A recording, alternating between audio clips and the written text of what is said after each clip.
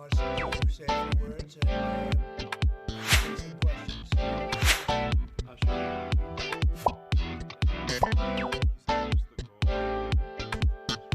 X, are you okay? This is X, and he's a great guy, high IQ. He's a high IQ individual. We're going to be signing a very important deal today. It's DOGE, and I'm going to ask Elon to tell you a little bit about it and some of the things that we found, which are shocking. Billions and billions of dollars in waste, fraud, and abuse. And I think it's very important. And that's one of the reasons I got elected. I said, we're going to do that.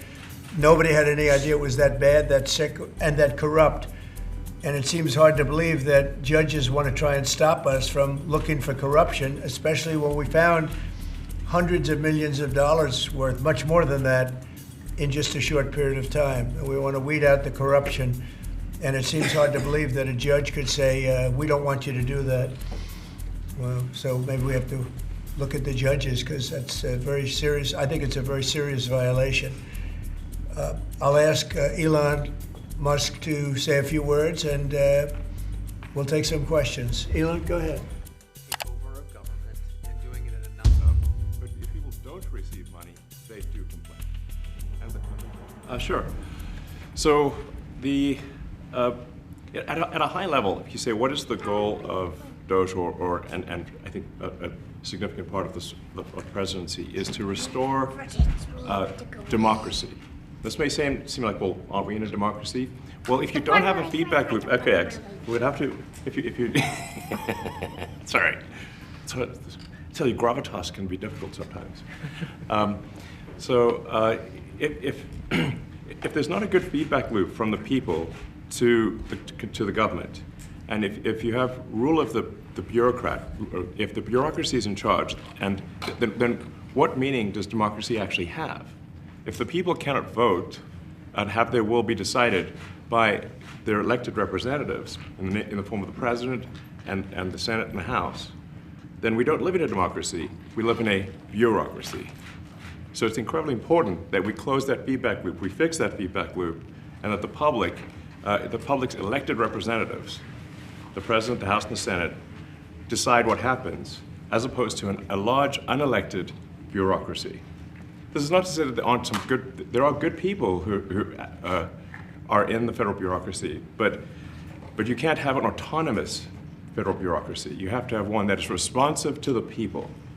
That's the whole point of a democracy. The people voted for, and they've also got to address the deficit. So we've got a $2 trillion deficit, and if we don't do something about this deficit, the country's going bankrupt. I mean, it's really astounding that the interest payments alone on the national debt exceed the Defense Department budget, which is shocking, because we spend a lot of money on defense, and if that just keeps going, we're essentially going to bankrupt the country. So what I really want to say is, like, it's not optional for us to reduce the federal expenses; it's essential.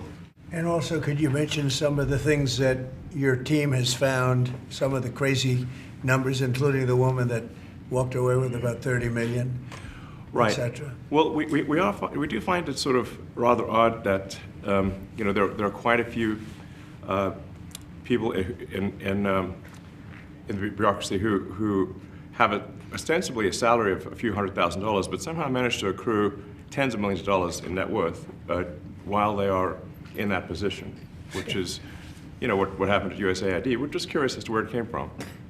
Maybe they're very good at investing, in which case we should take their investment advice, perhaps. But there seems to be mysteriously they get wealthy. We don't know why. Where does it come from? And I think the reality is that they're getting wealthy at the taxpayer expense.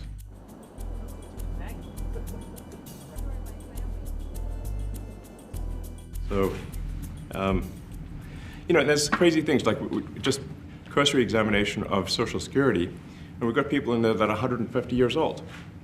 Now, do you know anyone that's 150? I don't. Okay, they should be on the Guinness Book of World Records. They're missing out. So, that's a case where, like, I think they're probably dead. It's my guess. Or they should be very famous, one of the two.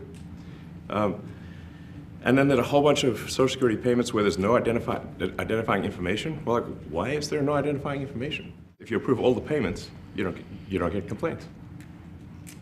But now we're saying that, no, actually, we are going to complain. If money is spent badly, if your taxpayer dollars are not spent in a sensible and frugal manner, then that's not okay.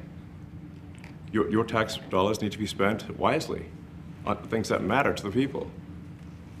I mean, these things, like, it's just common sense. It's not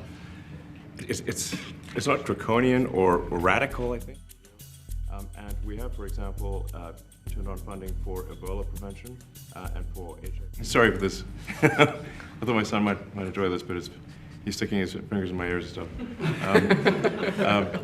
So it's a bit hard to hear sometimes. Hey, stop that. No, the stuff we're doing with the Treasury Department is so basic that you can't believe it doesn't exist already.